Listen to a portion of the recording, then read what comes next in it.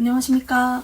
내란 우두머리라는 혐의로 영장이 발부돼서 현재 구속되고 헌재에서 재판 지금 6차, 7차 변론 중인데요. 모든 언론에서는 이 대통령이 국정 헌정 최초로 현행 대통령이 체포됐다. 체포의 위헌 여부보다 체포되었다는 그 현장만 부각함으로써 이 영장 자체가 위법하다는 사실도 인지하지 못하게 하고 있습니다. 그래서 대통령이 입장문을 또 내게 됩니다. 수사권이 없는 기관에 영장이 발부되고 또 영장 심사권이 없는 법원이 체포영장과 압수수색 영장을 발부하는 것을 보면서, 그리고 수사기관이 거짓 공문서를 발부해서 국민을 기만하는 불법이 자행되고 무효인 영장에 의해서 절차를 강압적으로 진행하는 것을 보고 정말 개탄스럽지 않을 수 없습니다.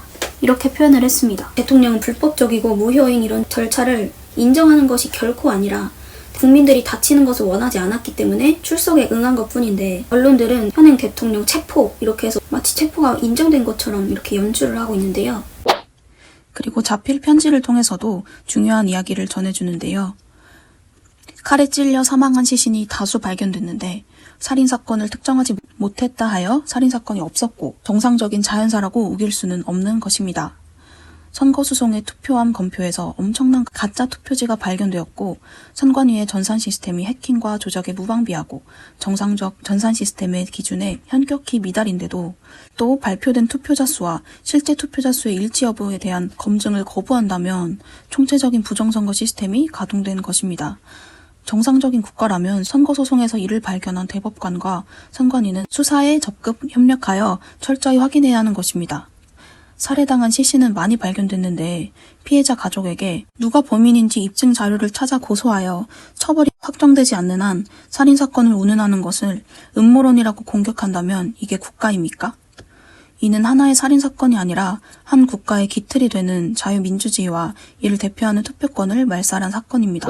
오스트리아는 개표해봤을 때 단 5표만 실제 투표수와 달라도 재투표하는 사례가 있었습니다. 이 정도 규모의 부정선거 시스템은 한 국가의 정치 세력이 독자적으로 시도하고 추진할 수 있는 규모가 아닙니다. 국제적 연대와 협력이 필요함을 보여줍니다. 왜냐하면 지금 부정선거의 배후에 중국이 있다는 정황 증거들이 나오고 있기 때문입니다. 계엄 당시 선관위 연수원을 급습했었는데 민간인 다수가 나왔습니다.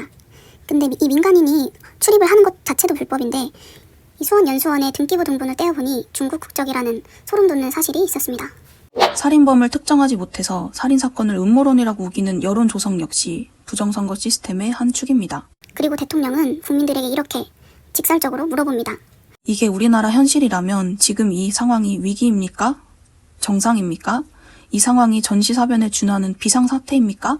아닙니까? 전시와 사변은 국토공간 위에서 벌어지는 물리적 상황, 즉 하드웨어의 위기 상황이라면 지금 우리 현실은 우리나라의 운영 시스템, 소프트웨어의 위기 상황인 것입니다. 대통령은 대한민국의 하드웨어뿐만 아니라 운영체계, 소프트웨어를 소화하라는 책무를 부여받았습니다. 계엄은 범죄가 아닙니다. 그런데 왜 헌재에서 부정선거 관련 증거 신청을 하면 증거 신청조차 기각하고 덮어버리고 있는데 왜 이러는 걸까요?